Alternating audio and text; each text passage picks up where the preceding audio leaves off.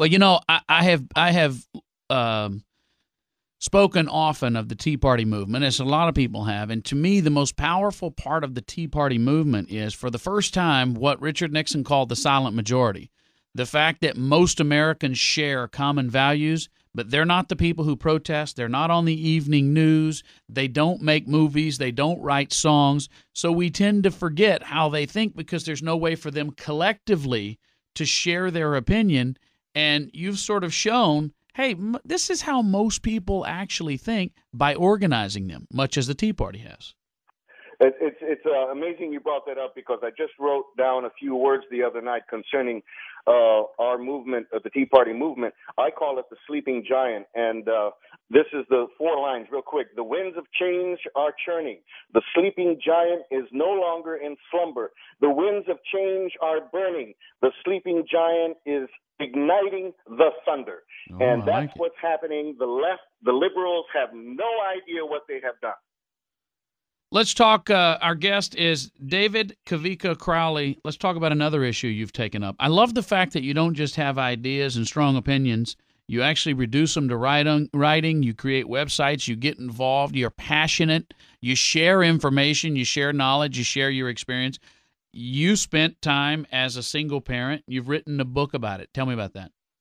Well, I was one of those classic arrogant father husbands back in the 70s, and wasn't the husband I should have been to my wife. Long story short, we ended up getting a divorce, but I had no idea that I would end up with custody. And when I ended up with custody of my 3 kids, there were 3, 4, and 6 at the time. I didn't know how to cook, Michael.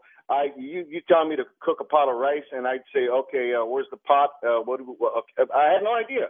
And to this day, I tell my kids, I have no idea how you guys survived the cooking that I gave you. Some of the crap that I cooked for you guys, I had no idea. And so that is what changed my life. And that is when you're stripped down naked and you tell yourself, oh, my goodness, this is what I am. This is what I did.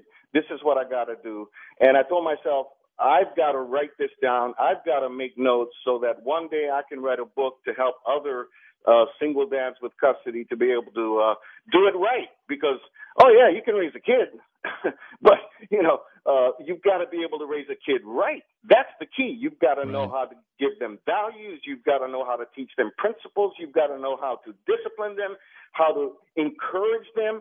A lot of us fathers, we're just the big disciplinarians, and we don't know how to give that little tap on the back to our sons, good job, son, or that little, touching your daughter's hair and say, oh, you look beautiful this morning, honey. We weren't raised to do that. Right. But those are the key aspects of being a single parent that I talk about in the book.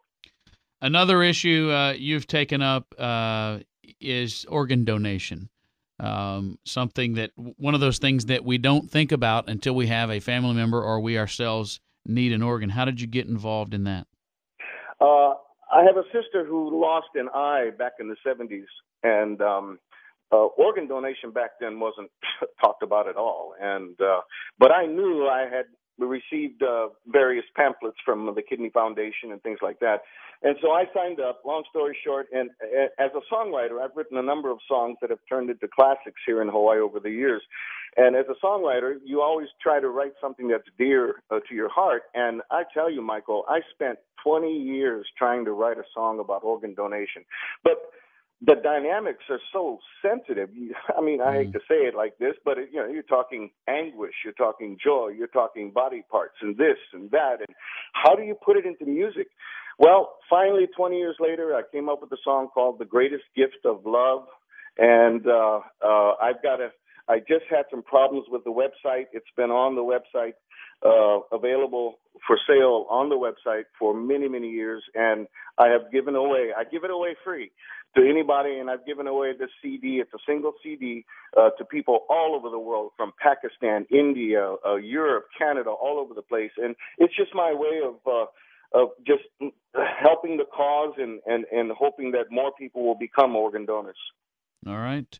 David Kawika Crowley, the book is The Substance of Liberalism. Find out more about him. thesubstanceofliberalism.com. That's where you can order a copy, and I'll autograph everyone. By the way, I just want to say this.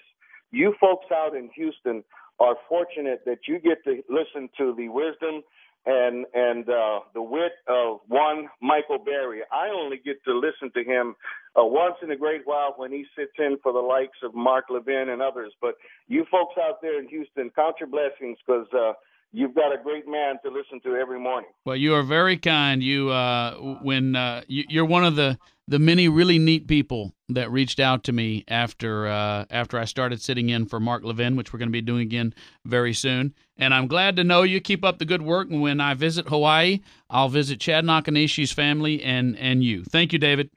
Thank you, Michael. All right, thesubstanceofliberalism.com. It's a funny approach to his political ideology. Check it out.